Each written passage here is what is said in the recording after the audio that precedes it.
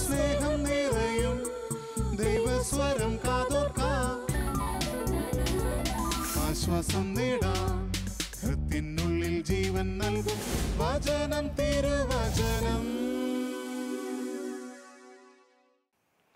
യേശുവിൽ ഏറ്റവും പ്രിയപ്പെട്ട എൻ്റെ സഹോദരി സഹോദരന്മാരെ, ശാലോം ടെലിവിഷൻ്റെ വചനം തിരുവചനം ശുശ്രൂഷയിൽ ഇന്ന് നമ്മൾ ചിന്തിക്കുന്ന വിഷയം ശിഷ്യന്മാരുടെ പ്രാർത്ഥന എന്നതിനെ പറ്റിയാണ്. യേശു പഠിപ്പിച്ച പ്രാർത്ഥനയെക്കുറിച്ച് നമുക്കറിയാം. യേശുവിൻ്റെ വ്യക്തിപരമായ പ്രാർത്ഥന യോഹന്നാൻ്റെ സുവിശേഷം 17-ാം അധ്യായത്തിൽ വിവരിച്ചിരിക്കുന്നതും നമുക്കറിയാം. എന്നാൽ ഇന്ന് വചന ശുശ്രൂഷയിൽ നമ്മൾ ചിന്തിക്കുന്നത് കർത്താവിൻ്റെ കൂടെ നടന്ന ശിഷ്യന്മാർ എപ്രകാരം പ്രാർത്ഥിച്ചു എന്നതിനെ പറ്റിയാണ്. യേശുവിൻ്റെ സ്വർഗാരോഹണത്തിന് ശേഷം പരിശുദ്ധാത്മാവ് അഗ്നിനാളങ്ങൾ പോലെ അവരുടെ മേൽ ഇറങ്ങി വന്നു. കൊടുങ്കാറ്റിൻ്റെ ശബ്ദത്തോടെ അവരുടെ മേൽ ഇറങ്ങി വന്നു. യേശു അവരിൽ ജീവിക്കുന്ന അനുഭവം അവർക്കുണ്ടായി. പൗലോസ് ഇങ്ങനെ പറയുന്നുണ്ട്, ഞാനല്ല, ക്രിസ്തു എന്നിൽ ജീവിക്കുന്നു. I know longer live but Christ lives in me. ഇത് ഓരോ അപ്പസ്തോലൻ്റെയും അനുഭവമാണ്. പൗലോസിൻ്റെ മാത്രം അനുഭവം അല്ലത്. പത്രോസും ഇപ്രകാരം തന്നെയാണ് പറയുന്നത്, ഞാനല്ല, ക്രിസ്തു എന്നിൽ ജീവിക്കുന്നു. യോഹന്നാനും പറയുന്നുണ്ട്, ഞാനല്ല, ക്രിസ്തു എന്നിൽ ജീവിക്കുന്നു. അങ്ങനെ ജീവിച്ചവരുടെ ഒരു പ്രാർത്ഥന എപ്രകാരമായിരുന്നു എന്ന് ദൈവത്തിൻ്റെ വചനം അപ്പോസ്തല പ്രവർത്തനം 4-ാമത്തെ അധ്യായത്തിൽ മനോഹരമായിട്ട് വിവരിക്കുന്നുണ്ട്. യേശു ക്രിസ്തുവിൻ്റെ നാമത്തിൽ ഇനി യാതൊന്നും തന്നെ സംസാരിച്ചു പോകരുത്, ഇനി യാതൊന്നും തന്നെ പ്രസംഗിച്ചു പോകരുത് എന്നുള്ള യഹൂദ മത നേതാക്കന്മാരുടെ ഭീഷണിക്ക് ശേഷം അപ്പോസ്തലന്മാർ എല്ലാവരും ഒരുമിച്ച് കൂടി, ശിഷ്യന്മാർ എല്ലാവരും ഒരുമിച്ച് കൂടി പ്രാർത്ഥിക്കുന്ന മനോഹരമായ രംഗമാണ് അപ്പോസ്തല പ്രവർത്തനം 4-ാം അധ്യായത്തിൽ നമ്മൾ കാണുന്നത്. അനേക വെള്ളത്തുള്ളികൾ ഒരുമിച്ച് ചേർന്ന് ഒരു വലിയ വെള്ളത്തുള്ളി ആകുന്നത് പോലെ ശിഷ്യന്മാരുടെ എല്ലാവരും ഒരുമിച്ച് ചേർന്നുള്ള പ്രാർത്ഥന മനോഹരമായിരുന്നു. ആദ്യമായിട്ട് നമ്മൾ ചിന്തിക്കുന്നത് അത് ഐക്യത്തോടെയുള്ള പ്രാർത്ഥനയായിരുന്നു. മത്തായി സുവിശേഷം 18-ാം അധ്യായത്തിൻ്റെ 19-ാമത്തെ വചനത്തിൽ യേശു ക്രിസ്തു ഇപ്രകാരം പഠിപ്പിച്ചു, ഭൂമിയിൽ നിങ്ങൾ 2 പേർ അല്ലെങ്കിൽ അതിലധികം പേർ ഐക്യപ്പെട്ട് ചോദിക്കുന്ന ഏത് കാര്യവും എൻ്റെ സ്വർഗസ്ഥനായ പിതാവ് നിറവേറ്റി തരും.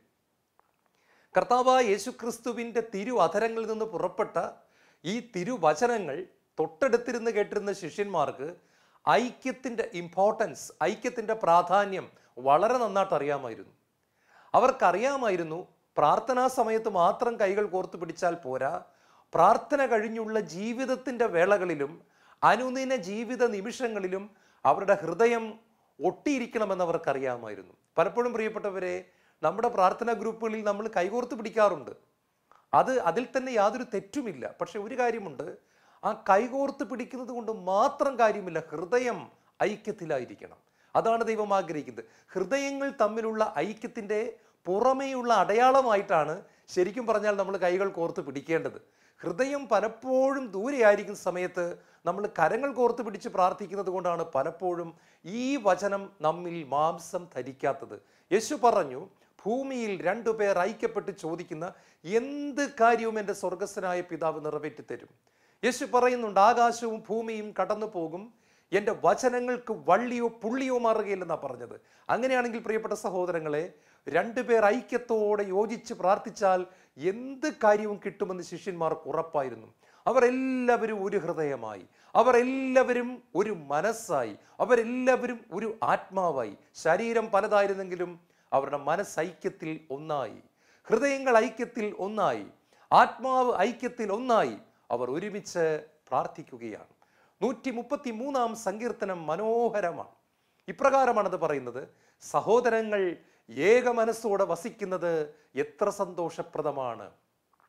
ആ മേഖലയെപ്പറ്റി വീണ്ടും കർത്താവിൻ്റെ വചനം പറയുന്നത് ഇങ്ങനെയാണ്, അഹറോന്റെ തലയിൽ നിന്ന് താടിയിലേക്ക് ഇറങ്ങി അങ്കിയുടെ കഴുത്തു പട്ടയിലൂടെ ഒഴുകുന്ന അമൂല്യമായ അഭിഷേക തൈലം പോലെയാണത്. സിയോൻ പർവ്വതങ്ങളിൽ പൊഴിയുന്ന ഹെർമോൻ മഞ്ഞു പോലെയാണത്. അവിടെയാണ് കർത്താവ് തൻ്റെ അനുഗ്രഹവും സമൃദ്ധമായ ജീവനും പ്രദാനം ചെയ്യുന്നത്. Abundant life. യേശു പറയുന്നുണ്ട്, ഞാൻ വന്നിരിക്കുന്നത് ജീവൻ ഉണ്ടാകുവാനും അത് സമൃദ്ധമായി ഉണ്ടാകുവാനുമാണ്. അബൻഡന്റ് ലൈഫിനെ കുറിച്ച് യേശു പുതിയ നിയമത്തിൽ പഠിപ്പിക്കുമ്പോൾ പഴയ നിയമത്തിൻ്റെ താളുകളിൽ 133 സങ്കീർത്തനത്തിൽ ഇപ്രകാരം പറയുന്നു: സഹോദരങ്ങൾ ഒരുമിച്ച് പ്രാർത്ഥിക്കുന്നിടത്ത്, ഒരുമിച്ച് ജീവിക്കുന്നിടത്ത്, ഒരുമിച്ച് വസിക്കുന്നിടത്ത്, ഐക്യമുള്ളിടത്ത് കർത്താവിൻ്റെ സമൃദ്ധമായ അനുഗ്രഹങ്ങളും ജീവനും കർത്താവ് പ്രദാനം ചെയ്യും.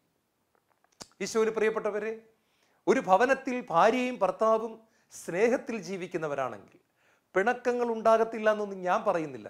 കാരണം മനുഷ്യരാണ് നമ്മൾ, ബലഹീനരാണ് നമ്മൾ, വ്യത്യസ്തമായ അഭിപ്രായങ്ങളുള്ളവരാണ് നമ്മൾ, വ്യത്യസ്തങ്ങളായ ആദർശങ്ങളും ഐഡിയോളജികളും ഉള്ളവരാണ് നമ്മൾ. രണ്ട് ഭവനത്തിൽ അനേക വർഷക്കാലം 25-26 വർഷങ്ങളൊക്കെ രണ്ട് വ്യത്യസ്തമായ വീട്ടിൽ ജീവിച്ചതിന് ശേഷം, രണ്ട് കുടുംബ പശ്ചാത്തലത്തിൽ ജീവിച്ചതിന് ശേഷം അവർ വിവാഹത്തിൽ ഒന്നാകുകയാണ്. അതുകൊണ്ട് ഒരിക്കലും ഒരു പ്രോബ്ലം ഉണ്ടാകത്തില്ലെന്നും ദൈവം പോലും പറയുന്നില്ല. പക്ഷേ അതുകൊണ്ടാണ് കർത്താവ് പറയുന്നത്, നിങ്ങളുടെ കോപം സൂര്യൻ അസ്തമിക്കുന്നത് വരെ നീണ്ടുപോകാതിരിക്കട്ടെ. പിണക്കങ്ങൾ കുടുംബത്തിലുണ്ടാകാം. വൈകുന്നേരം ഉറങ്ങുന്നതിന് മുമ്പ് സകലതും പരിഹരിച്ചിരിക്കണം. അവിടെ സ്നേഹം കടന്നു വരണം, അവിടെ ഐക്യം കടന്നു വരണം, അവിടെ രമ്യത കടന്നു വരണം. പിണങ്ങി ഉറങ്ങാൻ പാടില്ല. ഒരർത്ഥം കൂടുണ്ട്, സൂര്യൻ അസ്തമിച്ചു കഴിഞ്ഞതിന് ശേഷമാണ് സന്ധ്യാപ്രാർത്ഥനകൾ നടത്തേണ്ടത്. അതായത് പ്രാർത്ഥനാ വേളയിൽ സ്നേഹത്തിനെതിരായിട്ടുള്ള യാതൊന്നും ഉണ്ടാകാൻ പാടില്ല. അവിടെ സ്നേഹമുണ്ടായിരിക്കണം, എങ്കിലേ പ്രാർത്ഥനയ്ക്ക് അർത്ഥമുള്ളൂ. ഈശോ പഠിപ്പിക്കുകയാണ്, ഭൂമിയിൽ അങ്ങനെ രണ്ടുപേർ ഒരുമിച്ച് പ്രാർത്ഥിക്കുമ്പോൾ നിങ്ങളുടെ സ്വർഗസ്ഥനായ പിതാവ് എന്ത് കാര്യവും നിറവേറ്റിത്തരും. ശിഷ്യന്മാര് ഈ പഠിപ്പിക്കലിന്റെ അടിസ്ഥാനത്തിൽ അവർ ഐക്യത്തോടെ പ്രാർത്ഥിച്ചു. പ്രിയപ്പെട്ട സഹോദരങ്ങളെ, ഇന്നത്തെ ഏറ്റവും വലിയ എതിർസാക്ഷ്യം എന്താണ്? ക്രിസ്ത്യാനികൾ തമ്മിലുള്ള ഐക്യത്തിന്റെ പ്രശ്നമാണ്. ആ സ്നാനമാണോ ശരി, ഈ സ്നാനമാണോ ശരി? പരിശുദ്ധ മറിയത്തെ ബഹുമാനിക്കണമോ, പരിശുദ്ധ മറിയത്തെ പുച്ഛിക്കണമോ? എന്തെല്ലാം ആവശ്യമില്ലാത്ത കാര്യങ്ങളിലാണ് സത്യത്തിൽ ക്രിസ്തീയ സഭകളും ക്രിസ്ത്യാനികളും വിഭജിച്ച് നിൽക്കുന്നത്. ലോകത്തിൻ്റെ മുമ്പിൽ ഇതൊരു വലിയ എതിർ സാക്ഷ്യമല്ലേ? സത്യത്തിൽ ഞാൻ എപ്പോഴും ചിന്തിക്കാറുണ്ട്, യേശു ക്രിസ്തുവിൻ്റെ മക്കൾക്ക് യോജിക്കാനുള്ള 95% കാര്യങ്ങളിലും യോജിക്കാൻ പറ്റും. ഒരു 5% കാര്യത്തിൽ മാത്രമേ ഉള്ളൂ സത്യം പറഞ്ഞാൽ ഒരു ഡിഫറൻസ് ഓഫ് ഒപ്പീനിയൻ എന്നൊക്കെ പറയുന്നത്, അതായത് അഭിപ്രായ വ്യത്യാസം എന്നൊക്കെ ഉള്ളത്. 95% കാര്യങ്ങളിലും വിശ്വാസം ശരിക്കും പറഞ്ഞാൽ ബേസിക്കായിട്ട് പറഞ്ഞാൽ, അടിസ്ഥാനമായിട്ട് പറയുകയാണെങ്കിൽ എല്ലാവരും വിശ്വസിക്കുന്നത് തന്നെയാണ്. യേശു ക്രിസ്തുവിൻ്റെ കന്യകാജനനം, അവിടുത്തെ കുരിശുമരണം, അവിടുത്തെ ഉയർപ്പ്, അവിടുത്തെ സ്വർഗാരോഹണം, വീണ്ടും പരിശുദ്ധാത്മാവ് ഇറങ്ങി വരുന്നു. ഈ കാര്യങ്ങളിലൊന്നും ആർക്കും അഭിപ്രായ വ്യത്യാസമില്ല. ശരീരങ്ങളുടെ ഉയർപ്പ്, യേശുവിൻ്റെ 2ാം വരവ്, ഇതിലൊന്നും ആർക്കും വ്യത്യാസമില്ല പ്രിയപ്പെട്ടവരെ, അഭിപ്രായ വ്യത്യാസമില്ല. എന്നിട്ടും വിഭജിച്ച് നിൽക്കുകയാണ്. ഇത് കർത്താവിൻ്റെ ഹൃദയത്തെ വേദനിപ്പിക്കുന്നുണ്ട്. അവിടുത്തെ ഒരു പ്രാർത്ഥനയ്ക്ക് 2000 വർഷമായിട്ടും ഇതുവരെ ഉത്തരം കിട്ടിയിട്ടില്ല. അതെന്താണ്? പിതാവേ, ഞാനും അങ്ങും ഒന്നായിരിക്കുന്നത് പോലെ എൻ്റെ പ്രിയപ്പെട്ട ശിഷ്യന്മാരും സ്നേഹത്തിൽ ഒന്നായിരിക്കണമേ എന്ന് ഞാൻ പ്രാർത്ഥിക്കുന്നു. നടന്നിട്ടില്ല. എന്തായാലും ആദിമസഭയിലെ ശിഷ്യന്മാർ സ്നേഹത്തിൽ, ഐക്യത്തിൽ അവർ പ്രാർത്ഥിക്കുക തന്നെ ചെയ്തു. ഈശോയിൽ ഏറ്റവും പ്രിയപ്പെട്ടവരെ, രണ്ടാമതായിട്ട് അവർ വലിയ വിശ്വാസത്തോടെയാണ് പ്രാർത്ഥിച്ചത്. ആകാശത്തിൻ്റെയും ഭൂമിയുടെയും നാഥനായ കർത്താവേ എന്ന് പറഞ്ഞാൽ, ആകാശവും ഭൂമിയും സൃഷ്ടിച്ച സർവശക്തനായ ദൈവത്തിലുള്ള അടിയുറച്ച വിശ്വാസത്തോടെയാണ് അവർ പ്രാർത്ഥിച്ചത്. ഈ ദൈവമെന്ന് പറയുന്നത് ഒരു ചെറിയ ദൈവമല്ല. ആകാശത്തിൻ്റെ കർത്താവായ ദൈവം, ഭൂമിയുടെ കർത്താവായ ദൈവം, പ്രപഞ്ചത്തിൻ്റെ കർത്താവായ ദൈവം. അപ്പോസ്തലന്മാർക്കെല്ലാം തന്നെ ഉൽപ്പത്തി പുസ്തകം 1-ാം അധ്യായം 1-ാമത്തെ വചനം അറിയാമായിരുന്നു. ആദിയിൽ ദൈവം ആകാശവും ഭൂമിയും സൃഷ്ടിച്ചു. In the beginning God created the heavens and the earth. ആദിയിൽ ദൈവം ആകാശവും ഭൂമിയും സൃഷ്ടിച്ചു.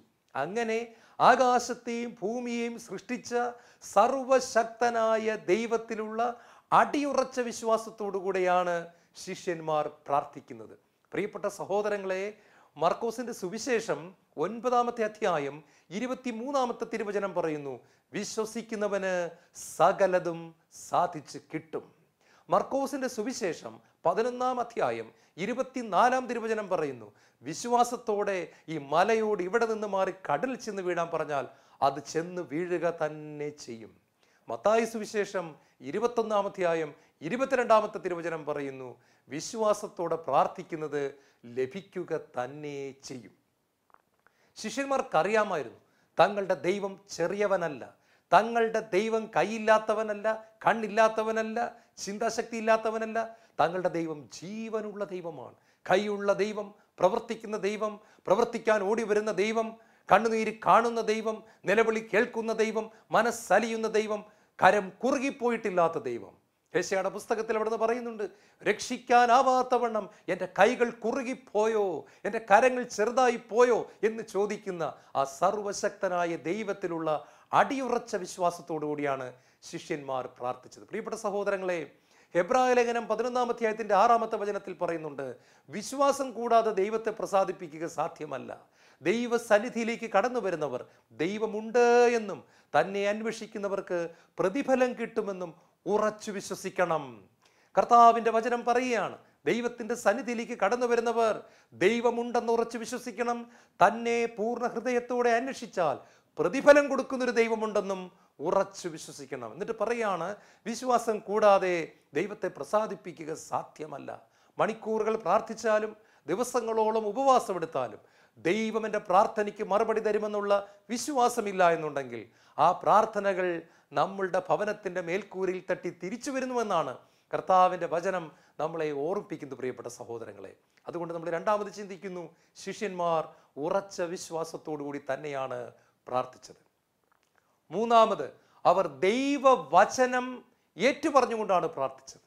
ശിഷ്യന്മാർ ഇപ്രകാരം പ്രാർത്ഥിക്കുന്നുണ്ട്, ആകാശത്തിൻ്റെയും ഭൂമിയുടെയും നാഥനായ ദൈവമേ, അവിടത്തെ ദാസനും ഞങ്ങളുടെ പിതാവുമായ ദാവീദിന്റെ അധരങ്ങളിലൂടെ അവിടെ ഇപ്രകാരം അരുളി ചെയ്തിട്ടുണ്ടല്ലോ, വിജാതിയർ രോഷാകുലരായതെന്തിന്, ജനങ്ങൾ വ്യർത്ഥമായ കാര്യങ്ങൾ വിഭാവന ചെയ്തിരിക്കുന്നത് എന്തിന്. പ്രിയപ്പെട്ടവരെ, സങ്കീർത്തന പുസ്തകത്തിൽ വർഷങ്ങൾക്ക് മുമ്പ് ദാവീദ് എഴുതി വച്ച വചനം, ദാവീദ് സങ്കീർത്തനത്തിൽ എഴുതിയ വചനം അതൊരു പ്രവചനമാണെന്ന് മനസ്സിലാക്കിക്കൊണ്ട് ദൈവവചനത്തെ ദൈവത്തിൻ്റെ മുമ്പിലേക്ക് കൊണ്ടുവന്നുകൊണ്ട്, ദൈവമേ അങ്ങയുടെ പ്രവാചകനിലൂടെ, അങ്ങയുടെ ദാസനിലൂടെ ഇപ്രകാരം അവിടുന്ന് ദൈവവചനത്തിൽ എഴുതി വച്ചിട്ടുണ്ടല്ലോ എന്ന് പറഞ്ഞുകൊണ്ട് ദൈവത്തിൻ്റെ വചനം ദൈവത്തെ ഓർമ്മിപ്പിച്ചുകൊണ്ട് പ്രാർത്ഥിക്കുന്ന പ്രാർത്ഥന മനോഹരമായ ഒരു പ്രാർത്ഥനയാണിത്. പ്രിയപ്പെട്ട സഹോദരങ്ങളെ, മനോഹരമായ ഒരു പ്രാർത്ഥനയാണ്. യെശയ്യായുടെ പുസ്തകം 43-ാം അധ്യായത്തിന്റെ 26-ാമത്തെ വചനം ഇപ്രകാരം പറയുന്നു, put me in remembrance, let us plead together. നീ എന്നെ ഓർമ്മിപ്പിക്കുക, നമുക്ക് ന്യായം പരിശോധിക്കാം. ദൈവം പറയാണ്, ഞാൻ പറഞ്ഞിട്ടുള്ള കാര്യങ്ങൾ, ഞാൻ വചനത്തിലൂടെ നിനക്ക് ഉറപ്പ് തന്നിട്ടുള്ള കാര്യങ്ങൾ, ഞാൻ വചനത്തിലൂടെ നിനക്ക് തന്നിട്ടുള്ള വാഗ്ദാനങ്ങൾ നീ എണ്ണി എണ്ണി പറഞ്ഞുകൊണ്ട് എൻ്റെ മുൻപിലേക്ക് കടന്നു വരുമ്പോൾ, ദൈവമേ നിന്റെ വചനങ്ങൾ ഇപ്രകാരമാണെന്ന് പറഞ്ഞ് കടന്നു വരുമ്പോൾ, ദൈവമേ നിന്റെ വാഗ്ദത്തങ്ങൾ ഇപ്രകാരമാണെന്ന് പറഞ്ഞ് കടന്നു വരുമ്പോൾ, ദൈവമേ നീ ഇപ്രകാരം പറഞ്ഞിട്ടുണ്ടല്ലോ എന്ന് പറഞ്ഞുകൊണ്ട് ദൈവത്തിൻ്റെ വചനത്തെ പൊക്കിപ്പിടിച്ചുകൊണ്ട് കടന്നു വരുമ്പോൾ ദൈവം പറയാണ്, ഞാൻ പറഞ്ഞിരിക്കുന്ന കാര്യങ്ങൾ നിറവേറ്റിത്തരാൻ ഞാൻ പ്രവർത്തിക്കുക തന്നെ ചെയ്യും. Let us plead together. അവിടെ പറയാണ്, പുട്ട് മീ ഇൻ റിമെംബ്രൻസ്, നീ എന്നെ ഓർമ്മിപ്പിക്കുക, നമുക്ക് ഒരുമിച്ച് ന്യായം പരിശോധിക്കാം. ഞാൻ പറഞ്ഞിട്ടുള്ള കാര്യമാണ് നീ തിരിച്ചു പറയുന്നതെങ്കിൽ എനിക്കത് നിറവേറ്റി തന്നേ പറ്റൂ. പ്രിയപ്പെട്ട സഹോദരങ്ങളെ, ദൈവവചനമെന്ന് പറയുന്നത് ദൈവത്തിൻ്റെ ഇഷ്ടമാണ്, ദൈവത്തിൻ്റെ മനസ്സാണ്. ഉദാഹരണം പറഞ്ഞാൽ, ദൈവം വ്യക്തമായിട്ട് ബൈബിളിൽ എഴുതി വച്ചിട്ടുള്ള ഒരു കാര്യം എടുത്തുകൊണ്ട് ഇനി അങ്ങേക്ക് മനസ്സുണ്ടെങ്കിൽ നിറവേറട്ടെ എന്ന് പ്രാർത്ഥിക്കേണ്ട കാര്യമില്ല. കാരണം അത് ദൈവവചനത്തിൽ എഴുതിയിരിക്കുന്നു, അത് ദൈവത്തിൻ്റെ മനസ്സാണ്. അതിനെക്കുറിച്ച് നമ്മൾ രണ്ടാമത് ചിന്തിക്കേണ്ട കാര്യമേ ഇല്ല. പക്ഷെ ദൈവവചനത്തിൽ കൃത്യമായിട്ട് പറഞ്ഞിട്ടില്ലാത്തൊരു കാര്യം പ്രാർത്ഥിക്കുമ്പോൾ അവിടുത്തെ മനസ്സ് നിറവേറട്ടെ എന്ന് നമ്മൾ പ്രാർത്ഥിക്കണം. കാരണം നമുക്കവിടുത്തെ മനസ്സ് അറിവില്ല. നമ്മൾ ഏത് കമ്പനിയിലാണ് ജോലി ചെയ്യേണ്ടതെന്ന് ബൈബിളിൽ എഴുതി വച്ചിട്ടില്ല. അതുകൊണ്ട് അത് പ്രാർത്ഥിക്കുമ്പോൾ നമുക്ക് ഇപ്രകാരം പ്രാർത്ഥിക്കണം, ദൈവമേ അങ്ങയുടെ മനസ്സിനിൽ നിറവേറട്ടെ. എന്നാൽ പ്രിയപ്പെട്ടവരെ, രോഗികളെ സൗഖ്യമാക്കുന്ന കാര്യത്തിൽ ദൈവത്തിൻ്റെ മനസ്സവിടെ പറഞ്ഞിരിക്കുന്നു. നമുക്ക് വിശുദ്ധി തരുന്ന കാര്യത്തിൽ ദൈവവചനം ഉറപ്പ് തരുന്നുണ്ട്. നമ്മുടെ മക്കളെ നോക്കിക്കൊള്ളാമെന്നുള്ള കാര്യത്തിൽ വചനം ഉറപ്പ് തരുന്നു. പരിശുദ്ധാത്മാവ് കൊണ്ട് നമ്മൾ അഭിഷേകം ചെയ്യുന്ന കാര്യത്തിൽ ഉറപ്പ് തരുന്നു. പാപം മോചിക്കുക മാത്രമല്ല, പാപങ്ങൾ ക്ഷമിച്ചു മറന്നു കളയുന്ന ദൈവത്തിൻ്റെ സ്നേഹം വചനം ഉറപ്പ് തരുന്നു. അതുകൊണ്ട് ഇപ്രകാരമുള്ള കാര്യങ്ങളിൽ നമുക്ക് മനസ്സ് ചഞ്ചലപ്പെടേണ്ട കാര്യമേ ഇല്ല, സംശയിക്കേണ്ട കാര്യമില്ല. ദൈവത്തിൻ്റെ വചനം എടുത്തുകൊണ്ട് ദൈവത്തിൻ്റെ പക്കലേക്ക് ചെല്ലണം. 1 യോഹന്നാൻ 5-ാം അധ്യായം 18-ാമത്തെ തിരുവചനം പറയുന്നു, ദൈവഹിത പ്രകാരം നാം എന്ത് ചോദിച്ചാലും നമ്മുടെ പ്രാർത്ഥനയ്ക്ക് അവിടെ ഒന്ന് മറുപടി തരുമെന്ന് ഉള്ളതാണല്ലോ നമുക്ക് അവനിലുള്ള ഉറപ്പ്. അവിടുത്തെ ഇഷ്ടപ്രകാരം നാം എന്ത് ചോദിച്ചാലും അവിടുന്ന് മറുപടി തരുമെന്നുള്ളതാണല്ലോ നമുക്ക് അവനിലുള്ള ഉറപ്പ്. എങ്ങനെയാണ് അവിടുത്തെ ഇഷ്ടം അറിയുന്നത്? വചനത്തിലൂടെ. ദൈവവചനം ഒരു കാര്യം പ്രോമിസ് ചെയ്തിട്ടുണ്ടെങ്കിൽ, വാഗ്ദാനം ചെയ്തിട്ടുണ്ടെങ്കിൽ, നമുക്ക് നൽകാമെന്ന് പറഞ്ഞിട്ടുണ്ടെങ്കിൽ അത് അപ്പൻ പറഞ്ഞ വാക്കാണ്. മാറ്റമില്ലാത്ത നമ്മുടെ ദൈവം പറഞ്ഞ വാക്കാണ്. കള്ളം പറയാൻ അറിഞ്ഞുകൂടാത്ത ദൈവം പറഞ്ഞ വാക്കാണ്. സർവശക്തനായ ദൈവത്തിന്റെ അധരങ്ങൾ മൊഴിഞ്ഞ വാക്കാണത്. നിറവേറുക തന്നെ ചെയ്യും. ആ വാഗ്ദാനം നമ്മുടെ ജീവിതത്തിൽ നിറവേറുക തന്നെ ചെയ്യും പ്രിയപ്പെട്ട സഹോദരങ്ങളെ. അതുകൊണ്ട് ഇന്നു മുതൽ പ്രാർത്ഥിക്കാനായിട്ട് ചെല്ലുമ്പോൾ ദൈവത്തിന്റെ വചനം എടുത്തു വെച്ചുകൊണ്ട് ചെല്ലണം. ഉദാഹരണത്തിന് നമ്മളൊരു വീടിന് വേണ്ടിയാണ് പ്രാർത്ഥിക്കുന്നെങ്കിൽ നിനക്ക് ഞാൻ ഭവനം തരുമെന്നുള്ള വചനങ്ങൾ ബൈബിളിലുണ്ട്. അത് അന്വേഷിച്ച് കണ്ടെത്തി ആ വചനവുമായിട്ട് ചെന്ന് പ്രാർത്ഥിക്കണം. മക്കളെ അനുഗ്രഹിക്കാനാണ് പ്രാർത്ഥിക്കുന്നെങ്കിൽ നിന്നെയും നിന്റെ സന്തതികളെ ഞാൻ അനുഗ്രഹിക്കും, നിന്റെ മക്കളെ ഞാൻ അനുഗ്രഹിക്കുമെന്നുള്ള വചനങ്ങൾ ബൈബിളിലുണ്ട്. അതെടുത്ത് നമ്മൾ അടയാളപ്പെടുത്തിക്കൊണ്ട് ആ വചനം പറഞ്ഞ് നമ്മൾ പ്രാർത്ഥിക്കണം. കർത്താവ് അതാണ് പറയുന്നത്, നീ എന്നെ ഓർമ്മിപ്പിക്കുക, നമുക്ക് പരസ്പരം ന്യായം പരിശോധിക്കാം. വളരെ മനോഹരമായ ഒരു വചനമാണ്. യെശയ്യാ 43:26 കർത്താവ് അപ്രകാരം പറഞ്ഞിരിക്കുകയാണ്. അപ്പോൾ നമ്മൾ വചനം പറഞ്ഞ് പ്രാർത്ഥിക്കുമ്പോൾ തീർച്ചയായിട്ടും കർത്താവിൻ്റെ അത്ഭുത ശക്തി കാണും.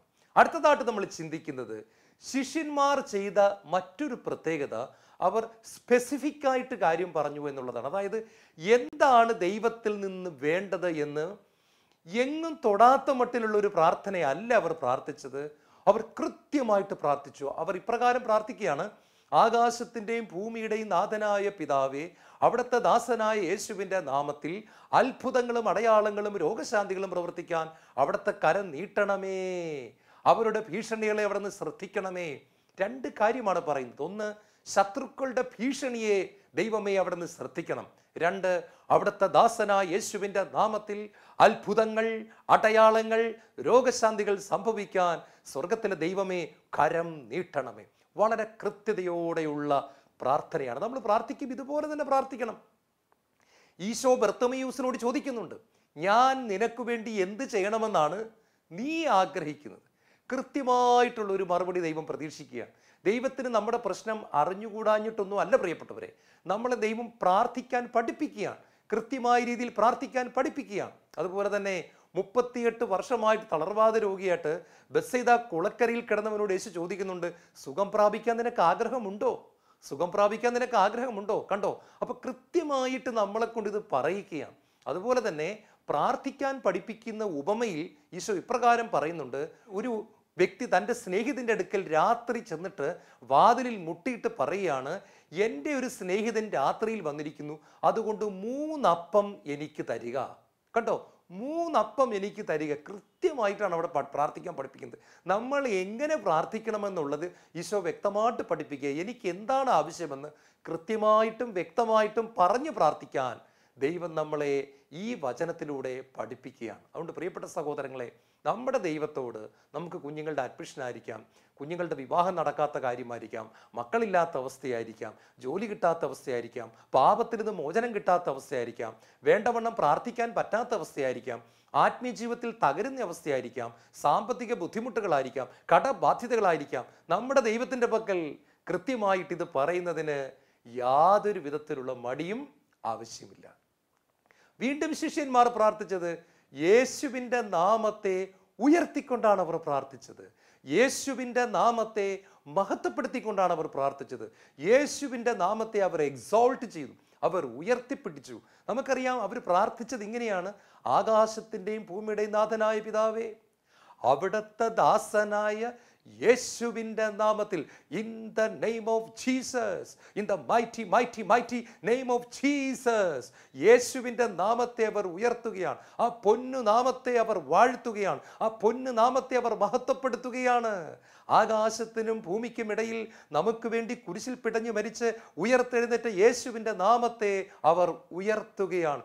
യേശുവിൻ്റെ നാമത്തിൽ ഞങ്ങളെ അനുഗ്രഹിക്കണമേ, ഞങ്ങളുടെ പ്രാർത്ഥനയ്ക്ക് മറുപടി കിട്ടണമേ എന്നാണ് അവർ പ്രാർത്ഥിച്ചത്.